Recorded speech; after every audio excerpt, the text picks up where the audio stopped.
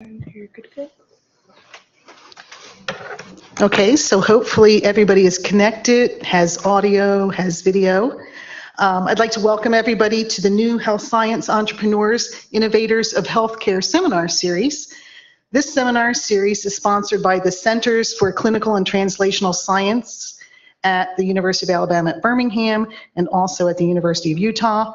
The Frontiers, the Heartland Institute for Clinical and Translational Research at the University of Kansas, and the Translational Research Institute here at UAMS. This seminar series is going to be a 12-part series, which will feature entrepreneurs from the 4 partnered campuses, with 4 seminars planned for this semester and then each of the 2 following semesters. Because the seminar is being webcast to a number of sites, we're going to hold the question and answer session until the end of the formal presentation. And then for those that are in the main conference room at each university site, we'll be taking questions orally, beginning with UAB and then proceeding alphabetically from there. And then for those that might be linked in from their offices or remote sites, we would ask that you would please submit your questions via the chat function. And in so doing, here, Dr. Michael Owens will then read those questions during the Q&A session so we can handle questions regardless of where you're tuning in from. So now it's my pleasure to introduce today's speaker, Dr. Amy Hester.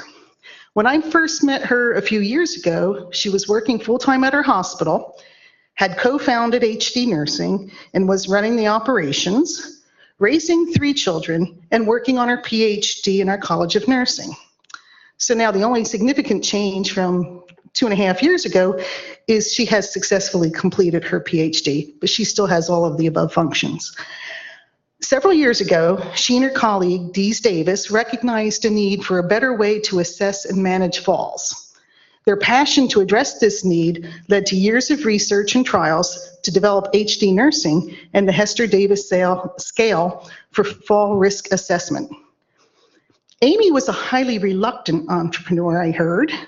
I think she was dragged kicking and screaming to the decision to launch HD Nursing, but once she set her mind to doing so, she worked tirelessly to make that happen. Currently, in addition to serving as the chief scientist at HD Nursing, she holds the position of Director of Nursing Research and Innovation at UAMS Medical Center. And please welcome Dr. Hester to the podium. Thank you very much. And thanks to everybody for sort of managing our growing pains along with us. You know what, I don't have a clicker, but I bet I'm gonna be right. Tell you what, let me click into this and make sure I can advance the slide here. Thank you. And now you use all right. So today we'll talk about everything that happened on our journey from idea formation to revenue generation, and then everything in between, and some of the hard knocks that we've had along the way, and some of the good things that have come along from the university in the way of support and helping us manage our conflict of interest and conflict of commitment. I think those 2 things, COI and COC, are they were 2 of my biggest hesitations for going down the entrepreneurship route. That's what was my biggest heartburn point, and thank you very much. And so I'll definitely talk about those parts of our journey so that hopefully it can ease some of your minds out there if you're considering entrepreneurship journeys in your own space. So HD Nursing is a clinical support system that's used in adult inpatient hospitals and behavioral health areas. And we focus on reducing falls and falls-related injuries really across the continuum of care now. Our 4 main goals are to improve patient outcomes related to falls and falls with injury. We know that when we do that, we're going to reduce hospital costs that are associated with that. If you look at hospital readmissions and 30-day all-cause readmissions, which are really important in our world in acute care, 15% of patients that readmit within 30 days readmit because they fall after they go home and have to come back in and be treated for their injuries.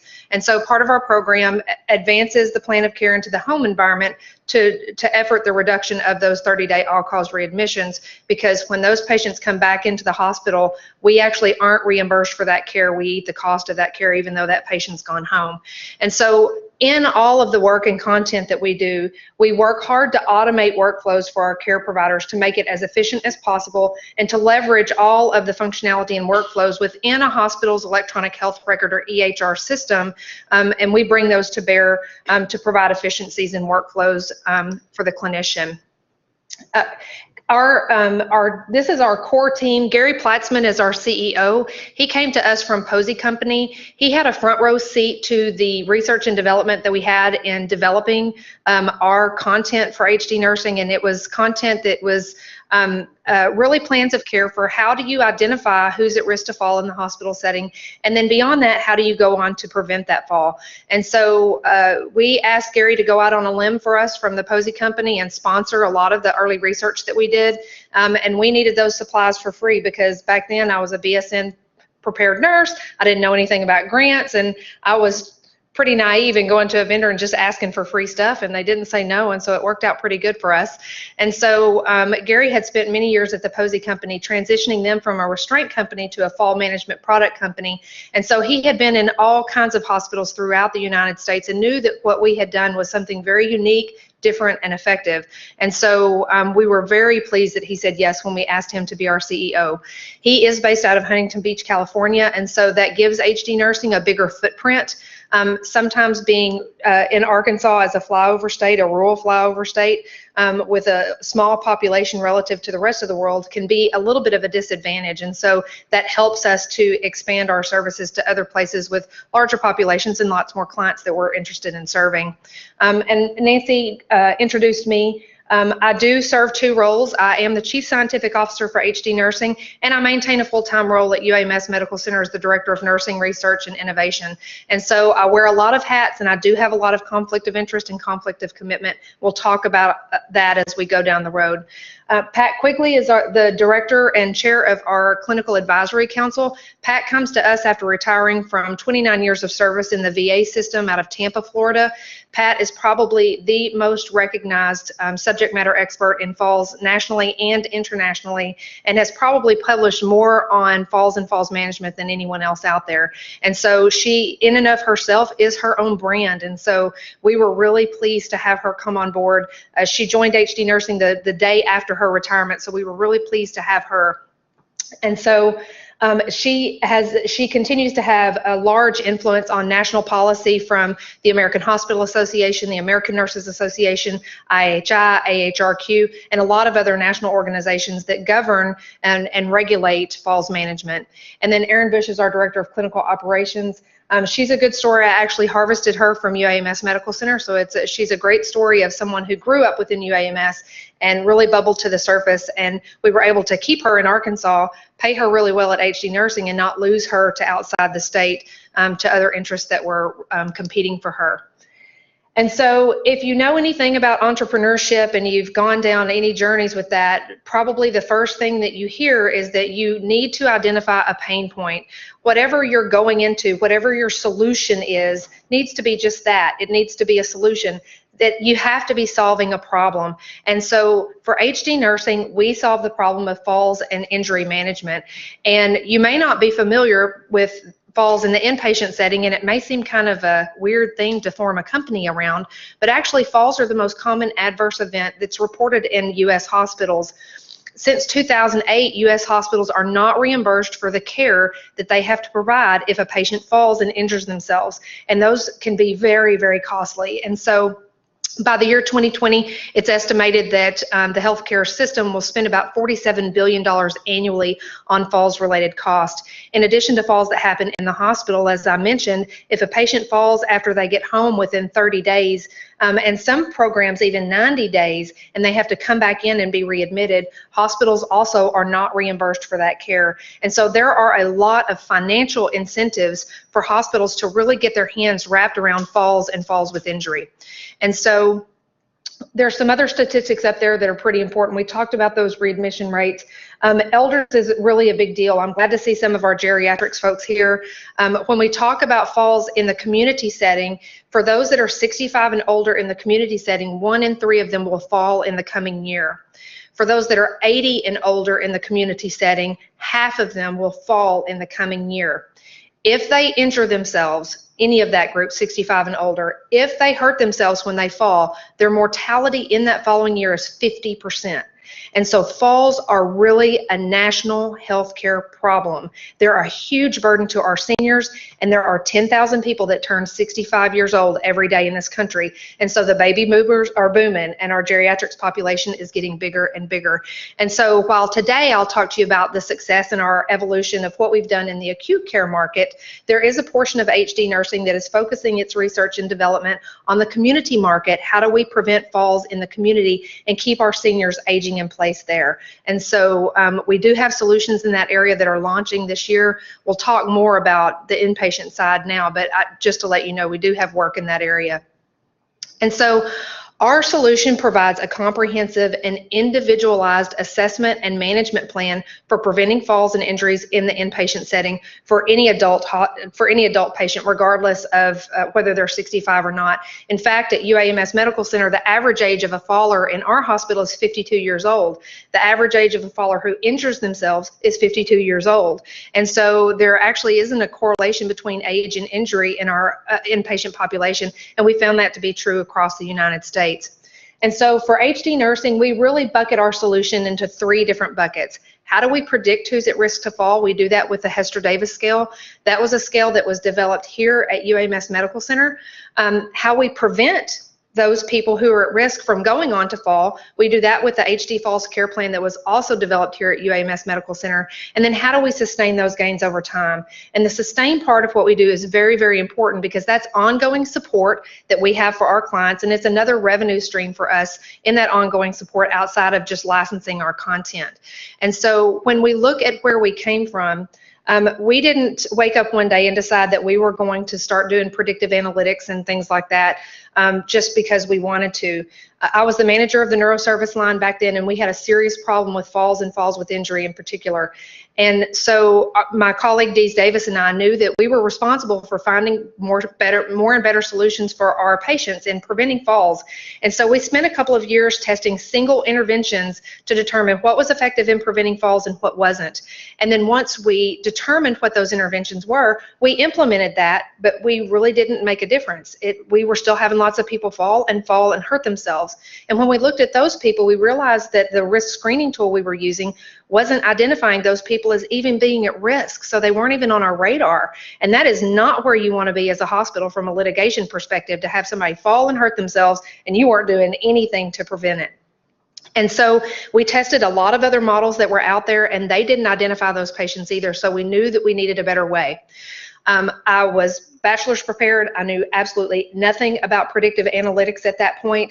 And so I went to our College of Nursing and said, I want to develop a prediction model for falls. And they said, well, nurses don't do that very often. And I said, well, gosh, all the fall scales are named after nurses, so that's kind of weird. So I'm not sure where to find myself with that. And so I had to get up the courage to find a different source of insight for how to go about doing that. Back then, the gold standard for fall risk screening was the Morse Fall Scale. It was developed in 1987 by Jan Morse, who's now actually out at the University of Utah. And so I had to get up the courage to contact Dr. Morse and say, thank you for your landmark work. You've made a huge difference in patients' lives, but your tool doesn't work the same way in today's healthcare environment that it did back in 1987. And if you think about the evolution of our patients, I'm aging myself just a little bit. Our patients that we cared for back in 1987 that were in the ICU are now out on our acute care floors. Our patients that were on the floors back in 1987 are now being cared for in the home. And the people that we have in our ICUs today, they didn't make it back in 1987. We just couldn't keep them alive. We didn't have the treatment and therapy to do so. So healthcare evolved away from the prediction model that she had originally developed. I was very nervous about approaching her. I was scared to death, and she turned out to be the most collegial person you could ever hope to work with. She sent me all of her handwritten notes from her dissertation, everything that I would need to teach myself structured equation modeling, and so that's what I did. I spent several hours at my dining room table teaching myself structured equation modeling from Jan Morse's handwritten notes. And so only because of her and her ability to collaborate with me was I able to get the skills that I needed to start doing predictive modeling. We were not looking at a global solution for falls. Dees and I were really looking at how do we solve the problem of falls and falls with injury in our 30-bed neuro unit. And it turned out that we had developed a really good model. It worked really well for us. We were predicting the patients who were at risk. We were intervening on that, and we were lowering our fall and injury rates. About that same time, we had a 48-year-old gentleman that fell on our ortho unit, and he had a subdural hematoma, and he died a couple of days later. That was a really tragic case for UAMS. It was a very public case for UAMS, and in 2013, we paid a $1.2 million settlement on that. It wasn't the press we wanted. It wasn't the patient outcome we wanted. He was married. He had 2 little girls. The nurse that was taking care of him no longer nurses anymore today because of that incident. And it was a lose-lose situation for everybody. But he was the genesis for us looking outside the 4 walls of UAMS and trying to figure out maybe we have a bigger problem than just our neuro unit. And it turned out that we really did. Back then, UAMS was at the 98th percentile in injury falls per 1,000 patient days in our national benchmark comparison. Now, that's the end of the spectrum you want to be on patient satisfaction, but it's not the end of the spectrum that you want to be on for your patient outcomes. If we weren't the worst in the nation, we were at least the next to worst in the nation in performing in falls with injury. So we really had a problem. So Dees and I knew that we were going to have to develop a solution that was going to fit all of our patients across UAMS. And so in 2011, we rolled our program out across the house, and we made a huge difference. We reduced our injuries by 60%. We pushed ourselves in our national benchmark from the 98th percentile to the 11th percentile, and we really did some good things. When we did the cost analysis of that, we were able to demonstrate a $1.27 million savings to the university in falls-related costs. In addition to that, we previously were using sitters or observers for falls management.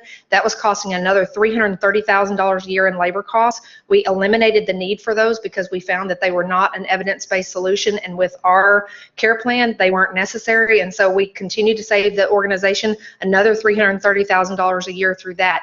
And so we've continued to evolve along the way to just last year, we finally achieved our lowest rates of falls ever, and falls with injury for that matter.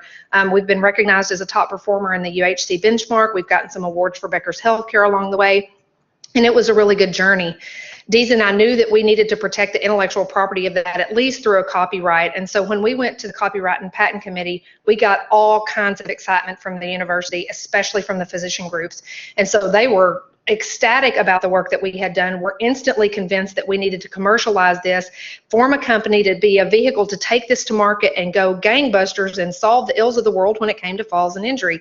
And we were a little pensive about that, just let me tell you. Nurses are very altruistic. We're just happy that anybody's interested in our work. We will give everything that we have away if you let us, and that's exactly where Dees and I were at that point. So it took UAMS BioVentures about 9 months to convince us that we needed to do this, and they were absolutely right. UAMS was a wonderful light and guidepost for us in the formation of HD nursing, and we would not have touched near the patient lives that we've been able to had it not been for having those resources within UAMS BioVentures and the support that they've given us. So a lot of thanks to them.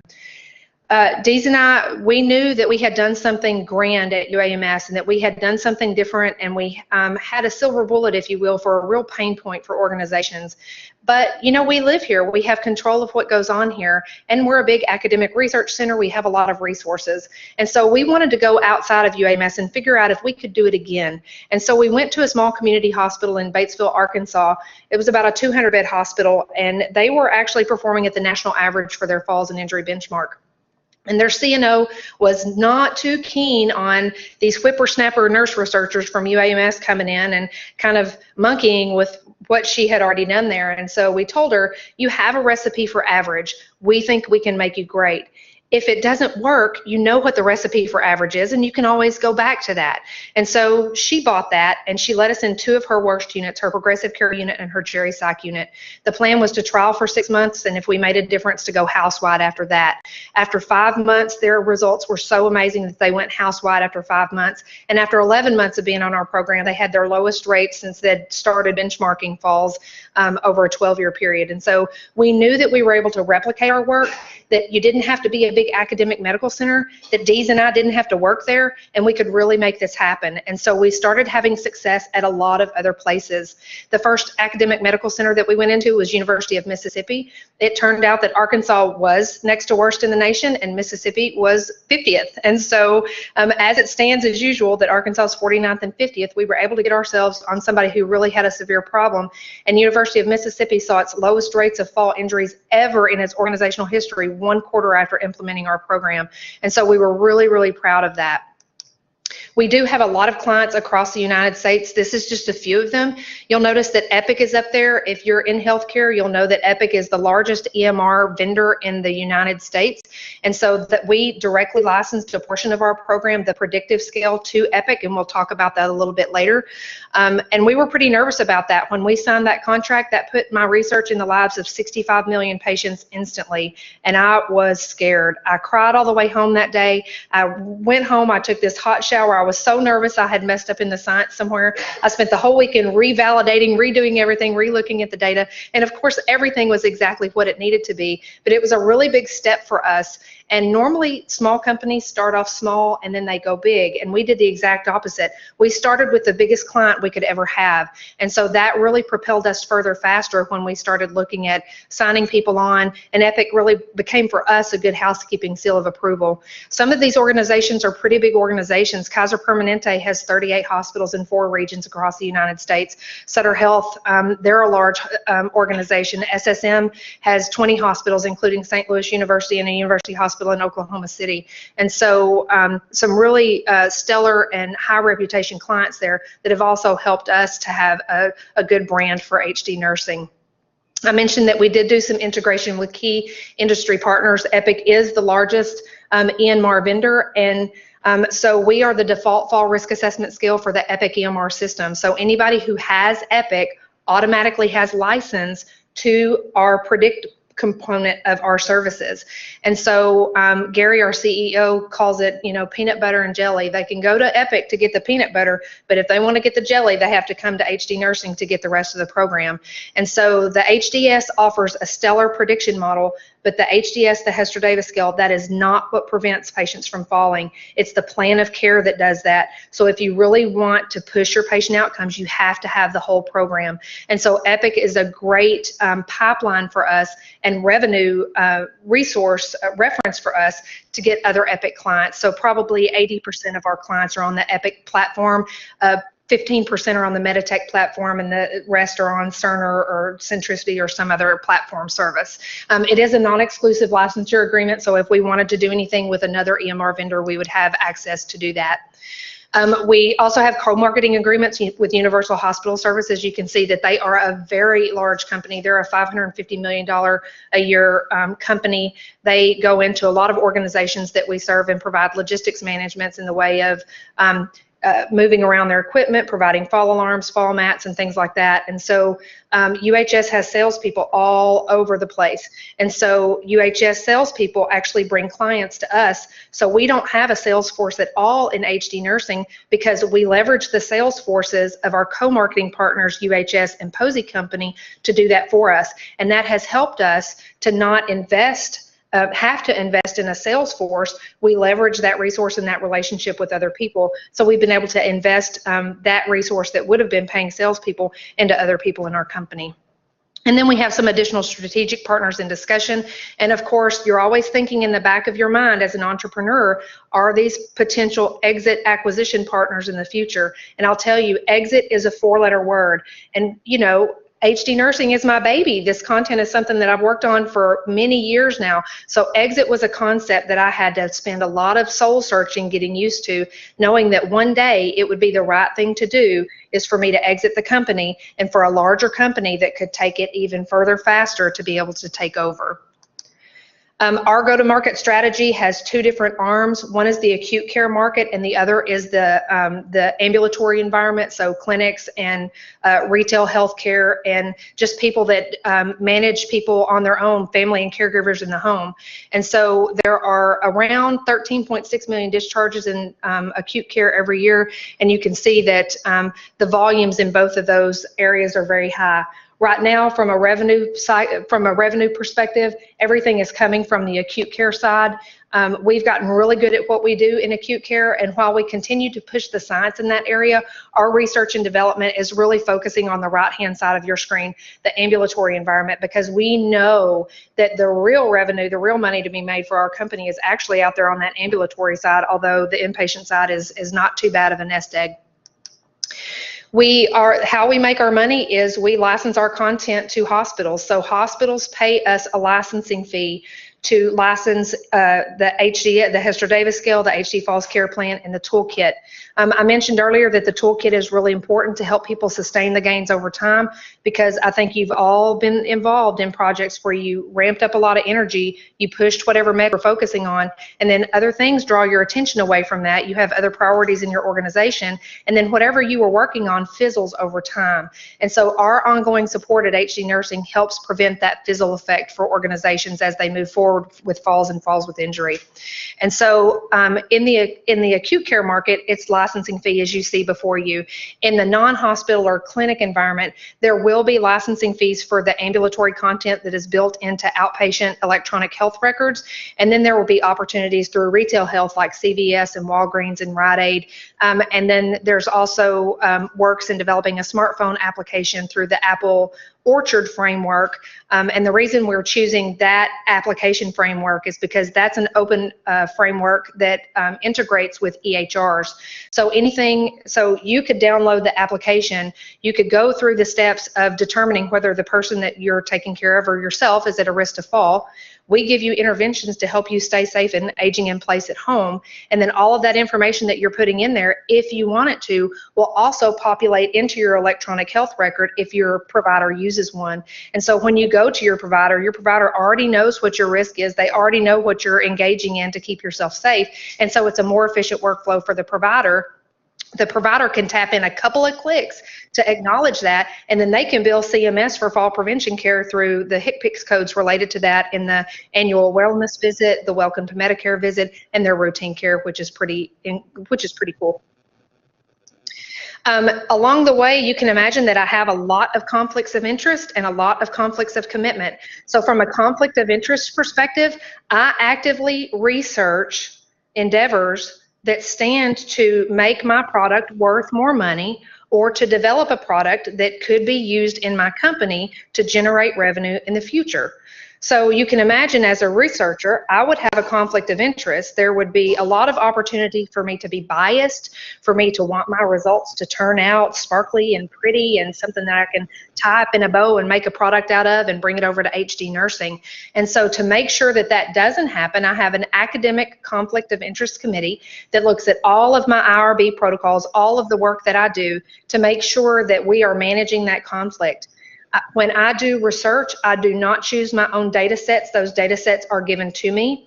When I do the analysis of those data sets, there is a secondary, unrelated, non-biased statistician that also does an analysis of the data to make sure that what I'm saying is true and accurate, so that I'm not inflating the results of the work that I'm doing. It's a very simple process. We visit once a year to be sure nothing's changed. If I activate a protocol, I notify them that I'm doing that. If I close a protocol, I let them know that I'm doing that. If I have some cathartic finding, I also let them know what that finding is so that they understand. We haven't had any cathartic findings yet, but it's possible that we would in the future.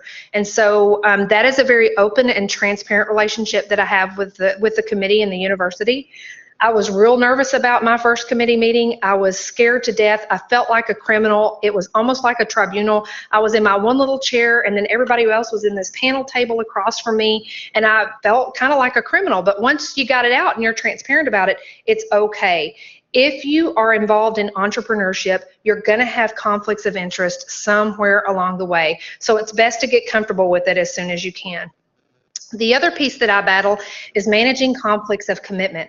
So I maintain a full-time role at UAMS Medical Center, but you can only imagine how busy I could be with that pipeline of clients and the things that have gone on and the growth that we've seen in the last year with HD Nursing.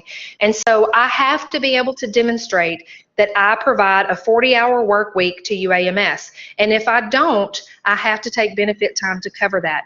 Now, mind you, I also do not draw a salary from my company. My salary only comes from UAMS. So all of the work that I do for my company is for my company. The reward in the end is the equity that I have in my company, so that if my company ever sells or we exit, I would get paid what that equity was worth on that exit. So this is an example of a method that I use to track my time. It's very transparent. My bosses can see this. My colleagues can see this. My staff that report to me can see this. So I mark when I get here and I mark when I get out. Everything in red are things to do with HD nursing. And so if somebody in my company is handling that, but I still need to know that that is on the agenda for today, just in case I need to be flexible or available, I'll just write in there, you know, Hawaii demo, John's going to handle that. So it's not necessarily that I'm dedicating time to that, but I know who's dedicating time to that. I know what's going on, and I keep up with the schedule that the company has, and I manage that conflict of commitment. And so, but it is a real reality for me. So I have had to take benefit time, and I am getting to a very soon point where I will have to find some bandwidth somewhere, because HD nursing is growing so fast, and it's taking time, that eventually you don't have benefit time that just runs forever. And so, well, it'll come to a point where I will need to make some adjustment to be able to fulfill my conflicts of commitment and to give my time and make sure that I'm doing my due diligence and my time to the university. So with that, I'll take any questions. I was a perfect 30 minutes, and I really appreciate your time. I know that's a lot of information in a short period of time that kind of jumped around all over the place, but that's entrepreneurship, and that's talking about a startup in about 30 minutes. So I think I need to hit a button at this point. So thank you, Amy. This is Mike Owitz at the University of Arkansas. We're now going to take questions from each university in alphabetical order. We'll start with Alabama, and then Arkansas, and then Kansas and Utah. And then, time permitting, we'll take one or two questions from each of those places. Time permitting, and if we have them, I'll read to you questions we're getting from the chat line. So go ahead, Alabama.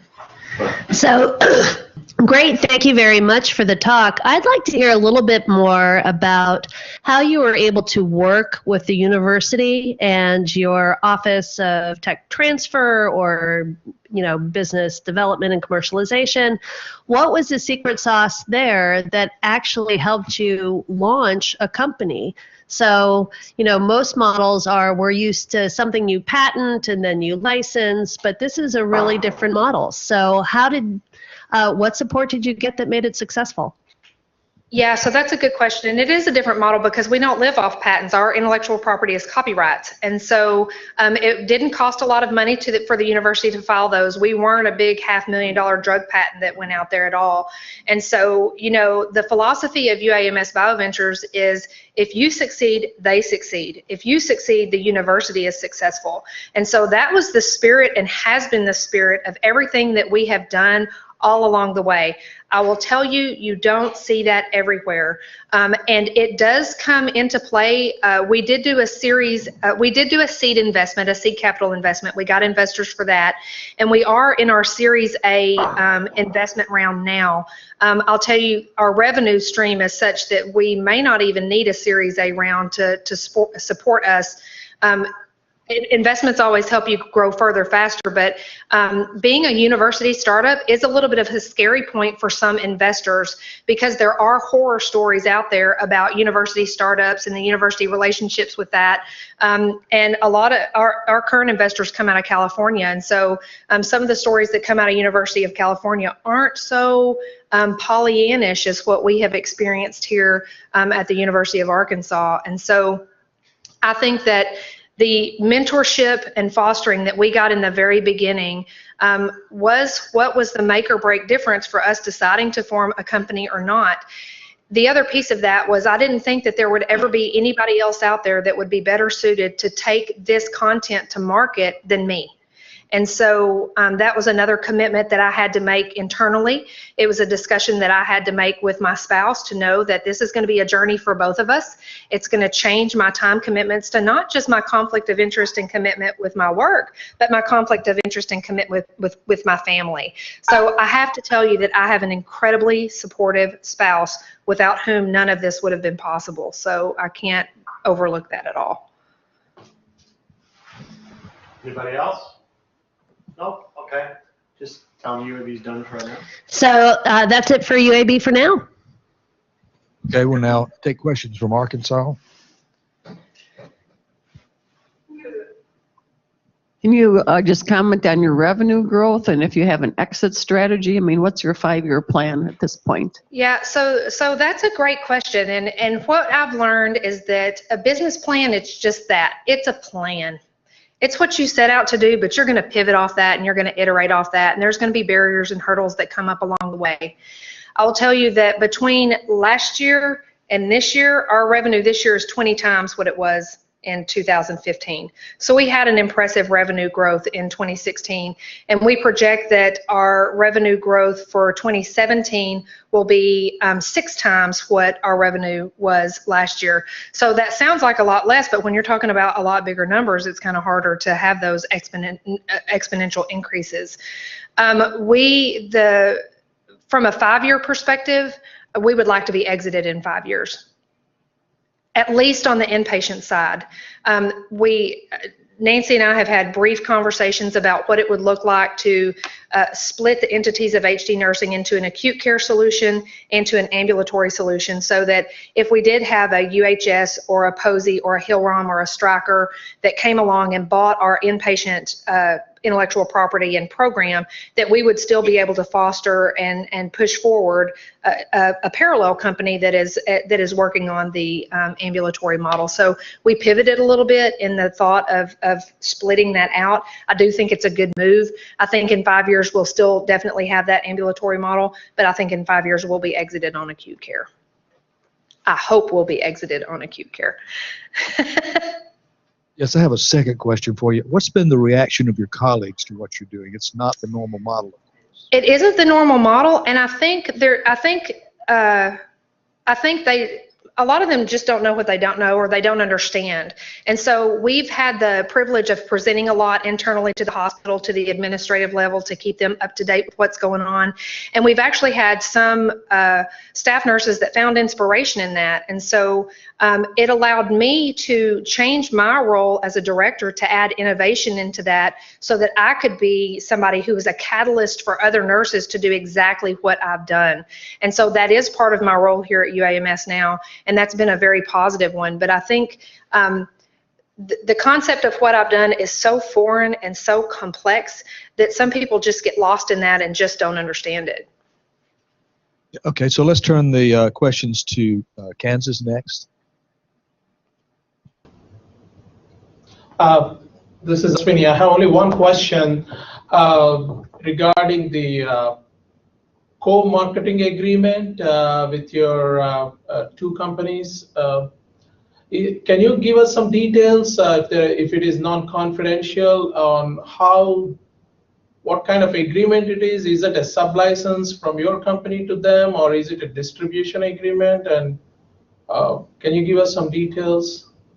Absolutely. So so yes and no. They don't sublicense any of the content from us. We still manage all of that. But from a distribution perspective, they do. I'll give you an example. One of our clients is St. Francis Health System in Tulsa, Oklahoma. So we did not find that client. UHS found that client for us. A UHS sales rep found that client for us.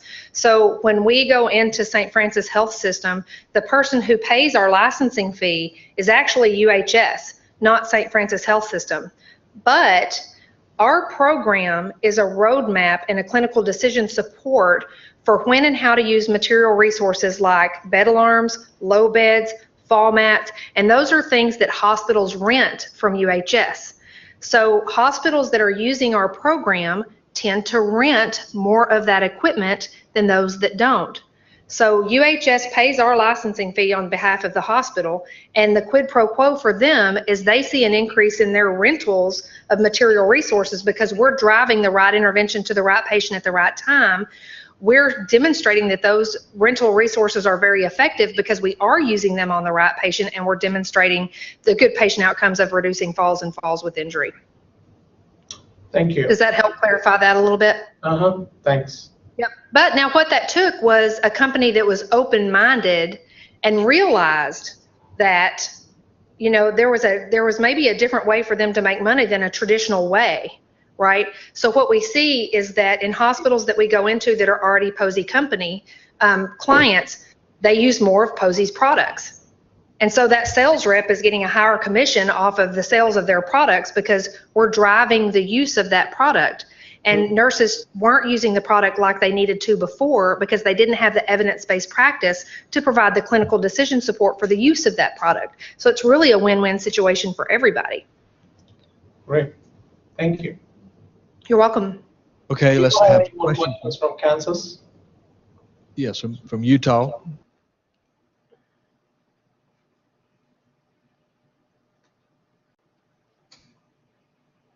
Any questions from Utah? No questions in Utah. Another question from UAB. You mentioned that in your initial round, you were able to identify some venture capital from California. Could you help us understand the sort of strategy you took to identify early phase investors? Yep, absolutely. So the strategy that we took was we wanted value-added investors. We didn't want just people that had a little bit of money to throw at us from seed capital. We wanted people who had connections. We wanted people who could connect us to other investors. And of course, you know, your seed capital people, they come in at a lower company valuation. That's the benefit to a seed capital investor, is that your company has a low valuation in that phase. And so their valuation of their investment goes up further faster. And so we did have a strategy to get what we termed as value-added investors in the very beginning. The other piece that we had that is a real carrot for investors is we were able to partner with UAMS BioVentures and some folks at Innovate Arkansas to help us get a tax credit from the Arkansas Economic Development Commission. And so what that does is it gives a tax credit of 33% to your investment. So let's say that you are an Arkansas investor and you want to invest $300,000. You can invest $300,000 and then you can get a $100,000 tax credit and keep that tax and charge in that tax credit and not lose any equity in the company. Our California investors, what they did was they invested their money. We found a buyer in Arkansas for those tax credits that paid them 80 cents on the dollar. Our Arkansas buyer gets 100% of the tax credit. They get 80% of their 33% back, and they didn't lose any equity in the company. So we were able to, Arkansas has some really nice carrots that way. And so originally we got a $600,000 tax credit, and AEDC recently bumped that up to $1 million. So from that perspective, the other strategy for us for investors was people that were interested in that tax credit who would be willing to sell that tax credit to an Arkansas-based person, because, you know, if you're out of Arkansas person, an Arkansas-based tax credit really isn't that good for you. So, yeah. So if I could just follow up, it sounds like there was some very creative financing that was involved. Did these ideas come from your university tech transfer or tech development office, or were these coming from a different source of innovation? Yeah, so these were coming from both UAMS BioVentures and some other startup help in the Arkansas startup pool, if you will. Innovate Arkansas is another asset that young startups have here in the state. And again, you have to think about HD nursing is in a pretty unique position. We're not filing big patents that cost a lot of money for drugs. We're not going through FDA clearance. We're not having to do clinical trials. We don't have to have bricks and mortar and wet labs and dry labs and all that other stuff. So we didn't need a lot of big capital up front to really get us started and get us launched. Thank you. Okay, any other questions? Yes. One more from Arkansas. Amy, you mentioned the ambulatory program. Has that been integrated into Epic already? So that's a great question. So we met with Epic specifically about this. So Epic has watched our work very closely, and so Epic is keeping a pulse on what we do because they're very interested in what they've seen is that the content that we're able to bring to life through their EMR is actually improving patient outcomes. And oftentimes for EHR vendors, it's difficult to demonstrate that. And so we are in discussion with Epic directly in building our content into Epic Foundation and them having all of the build plug and play ready to go for clients, and that if Epic finds clients for us, they would share a third of the revenue. So we would get 2/3 of the revenue and they would get a third. We wouldn't have to do anything. Epic's going to bring those clients to us.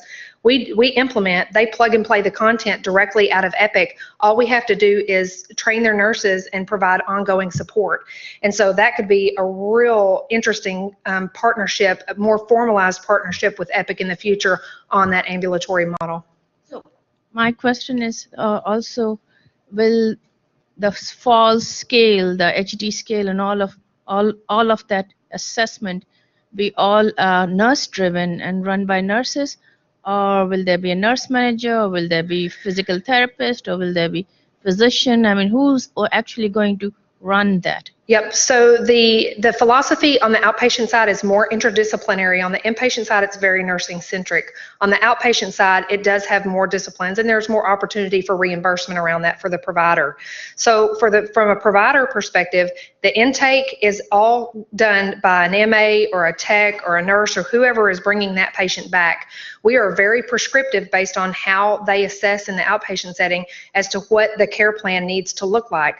Once the assessment is done, the EHR spits out basically the interventions that we tell it to based on that assessment. The clinician agrees or disagrees with that plan of care or alters it how they want to.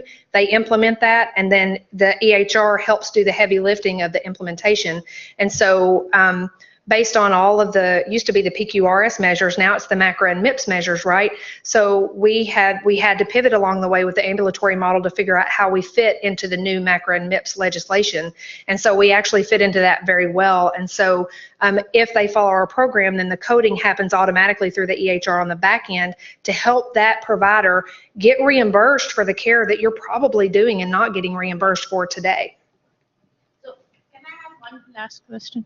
Your predictive model, is it similar to the predictive model for coronary artery disease, like the Framingham? It gives you a 5-year risk or 10-year risk of falls? It doesn't give you it gives you a now. What is your here in the moment risk for falling? It doesn't look 5 years out or 10 years out. It's really looking at in the moment and what do I do right now to keep that individual safe. Thank you. You're very welcome. Good questions. Another question from UAV. One more question and then we'll stop. Perhaps I could ask, as you want to expand the application of your approach, what's your strategy for going to Cerner or other EMR providers? Yeah, so we actually have clients that are on the Cerner platform today. We have hospitals that we work with that use the Cerner platform. And so when we go into an organization, we partner with their nursing informatics people to build that content into the EHR, regardless of what EHR it is. And so for us, it doesn't matter what EHR it is. We can build into any of those. We actually approached Cerner early on, and Cerner was not interested in having conversations around what we were doing. And so we had even told them, that what we were doing with Epic and the work with that, and Cerner didn't have a real interest in that work early on. And Carl Dvorak, the president of Epic, flew down here to meet us about this model after they had heard about it. So we really had a lot of strong interest and good interest from Epic in the very beginning. I won't say that we wouldn't license content to Cerner the same way that we have to Epic, but now we don't have really an incentive to do that. Thank you. You're welcome. Okay, let's give a round of applause for it while Nancy Gray goes to the podium to announce what happens next in this series. And thank you very much. Thank you. Wonderful presentation.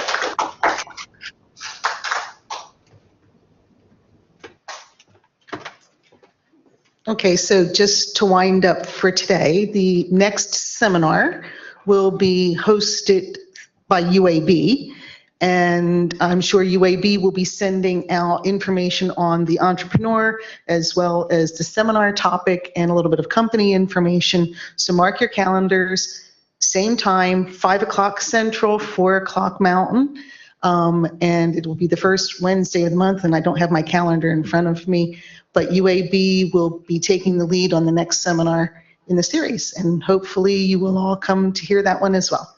So thank you, everyone, and see you in a month. Thank you.